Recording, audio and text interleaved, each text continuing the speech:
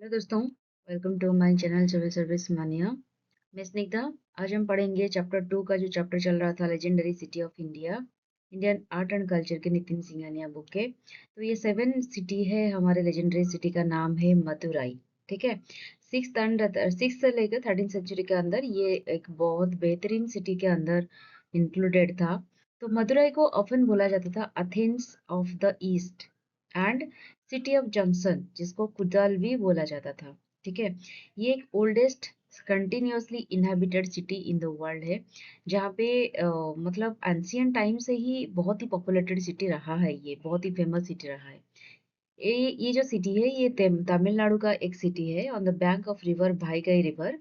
Was the capital of the Pandya dynasty. ठीक है, हमने पढ़ा हुआ है पांड्या डिनेस्टी का जो कैपिटल था मदुराई। एंड ये मेजरल कल्चरल एंड लिटरेसी सेंटर था एंशियंट टाइम में through the medieval period. Even medieval period में भी काफी हद तक ये एक बहुत ही कल्चरल एंड बहुत ही सिग्निफिकेंट सिटी हुआ करता था। तो डिटेल्स जानते हैं इसके बारे में। पहले हम जो डिस्कशन करेंगे वो होगा, हम मदुरई को 3 भाग में डिवाइड करेंगे। पहले तो हम एंशियंट पीरियड के बारे में बात करेंगे, उसके बाद मिडेवल में मदुरई का क्या स्टेटस था, और उसके बाद मॉडर्न टाइम पीरियड में उसका क्या स्टेटस था उसके बारे में हम डिस्कशन करेंगे। तो पहले जो एंशियंट पीरियड था ये था तमिल संगम, मतलब तमिल जो लिटरेचर, तमिल का जो लिटरेचर हो गया, कल्चरल जो भी डेवलपमेंट हुआ है, तो उस टाइम पे इस एंशियंट पीरियड में काफी सारा डेवलपमेंट हुआ है during the rain of Pandya dynasty. ठीक है। तो सीट ऑफ तमिल संगम इसको बोला जाता है एंशियंट पीरियड को।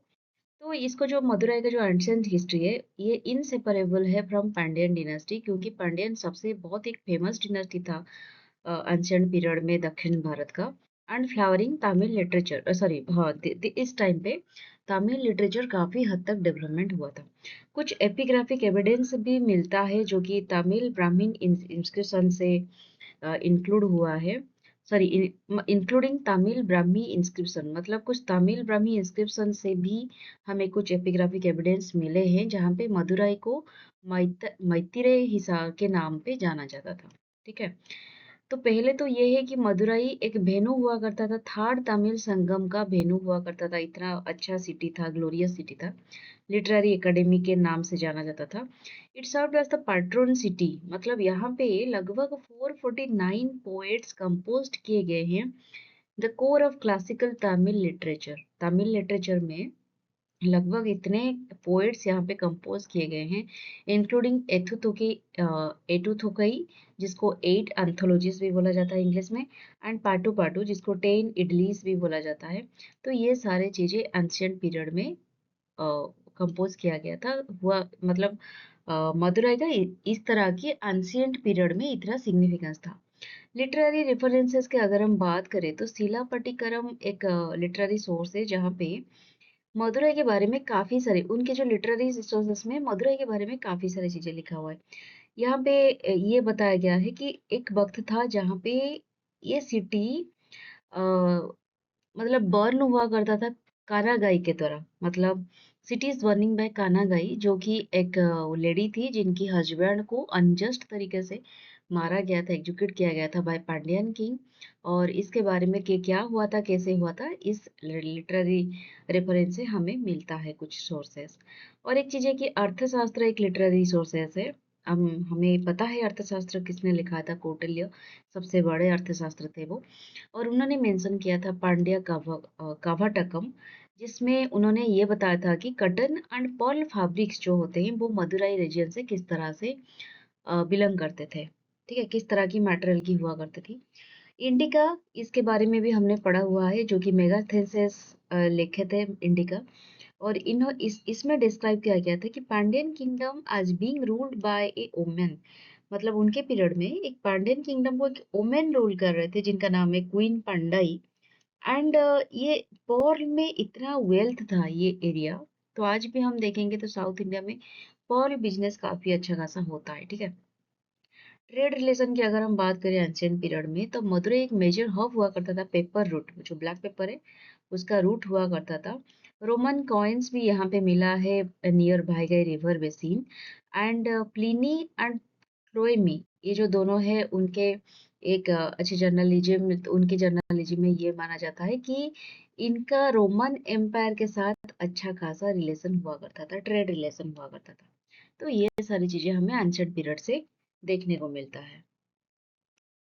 उसके बाद हम पढ़ेंगे मिडेवल पीरियड। एंशिएंट पीरियड के बाद मिडेवल पीरियड, जहाँ पे एक ट्रांजिशन माना जाता है। एंड यहाँ पे क्योंकि वो जो कल्चरल और ट्रेडिंग सिस्टम चल रही थी, वहां से एक आर्किटेक्चरल जोन में आने के लिए एक ट्रांजिशन पीरियड था medieval period.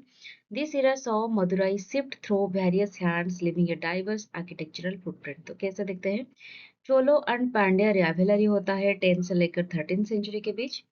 And the city fluctuated between Chola and later Pandya control. तो यहाँ पे चोलो एंड पांड्या के बीच इस सिटी को लेकर थोड़ा बहुत कॉन्फ्लिक्ट हुआ करता था, तो जिस वजह से ये फ्लक्चुएट हुआ, कभी चोलो के पास गया, कभी पांड्या के पास गया। तो लाटर पांड्यास जब आए 13 सेंचुरी में, उन्होंने मदुराई को रिवाइव्ड किया as a supreme power in South India. ठीक है, ये सब हुआ मिडेवल पीरियड में। तो उसके बाद 1333 से लेकर 1378 में मदुराई सुल्तानेट की उद्भावना होती है यहाँ पे।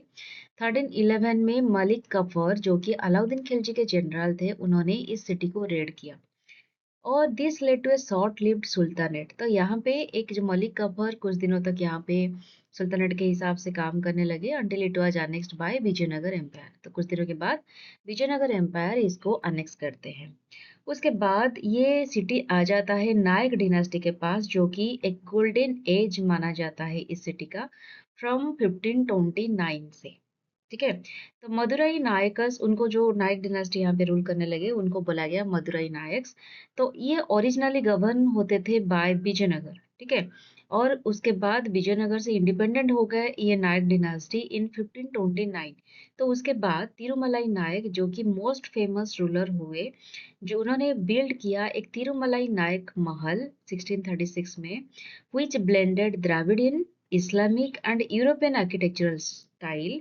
इस माने इस जगह पे उन्होंने इस तीनों स्टाइल हमने पढ़ा हुआ है ना, तो टेम्पल आर्किटेक्चर के बारे में, Dravidian style, Islamic style, European style, ये सब स्टाइल को मिला के अपने आर्किटेक्चर स्टाइल में डिफरेंट फॉर्म में यहाँ पे मतलब आर्किटेक्चर डेवलपमेंट करने लगे। तो फोलेटेड आर्क्स, मैसिव सर्कुलर पिलर्स, ये सारी चीजें आपको इनके टाइम पे देखने को मिलेगा। तो यहाँ थोड़ा बहुत आपको आर्किटेक्चरल डेवलपमेंट नजर आएगी। उसके बाद मीनाक्षी अम्मन टेम्पल, तो इसी medieval टाइम पीरियड पे यहाँ पे बनाया गया है। While the foundation is ancient, the current massive structure, including यहाँ पे जो मीनाक्षी अम्मन टेम्पल है, यहाँ पे आपको देखने को मिलेगा 14 gopurams gateways and 1000 pillared hall. हमने इसके बारे में ऑलरेडी डिस्कशन किया हुआ है। आप अगर यहाँ पे कुछ मीनाक्षी अम्मन टेम्पल के को सर्च करोगे तो मेरा आ जाएगा यहाँ पे। Was largely the work of the Nayakas. ठीक है, ये जो नायक डिनास्टी के टाइम पीरियड में ये बनाया गया था। Earning the epithet Thunga Nagaram, मतलब एक सिटी जो नेवर स्लीप्स, जो कभी सोती नहीं है, इस सिटी के नाम पे इसको जाना जाता है। ठीक है, तो मिडेवल पीरियड में काफी कुछ डेवलपमेंट हुआ। के बाद मिडेवल पीरियड के बाद हमारा आता है मॉडर्न पीरियड। ठीक है, जहाँ पे कॉलोनियलिज्म होता है, ब्रिटिशर आके यहाँ पे रूल करते हैं, फ्रीडम स्ट्रगल भी होता है।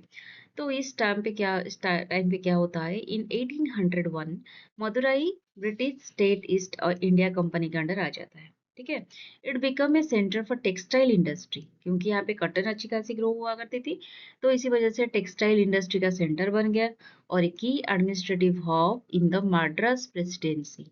ठीक है, तो ब्रिटिशर इसको मद्रास प्रेसिडेंसी का एक की हब, एडमिनिस्ट्रेटिव हब बना दिया। उसके बाद गांधी के कनेक्शन में ये आता है 1921 में, जहाँ पे मदुराई में Mahatma Gandhi discarded his traditional attire, उनके जो ट्रेडिशनल अटायर को वो डिस्कार्ड करते हैं, एंड खादी लॉइन क्लॉथ को वो एक्सेप्ट अडॉप्ट करते हैं, जिसको धोती भी बोला जाता है। After seeing the plight of local farmers. ठीक है, इसके बारे में मॉडर्न जिन्होंने पढ़ा हुआ है ये इस बारे में वो बहुत डिटेल्स में जानते होंगे, या फिर जिन्होंने नहीं पढ़ा है तो मेरे चैनल में भी मैं आगे ये सब कंप्लीट कवर करूंगी।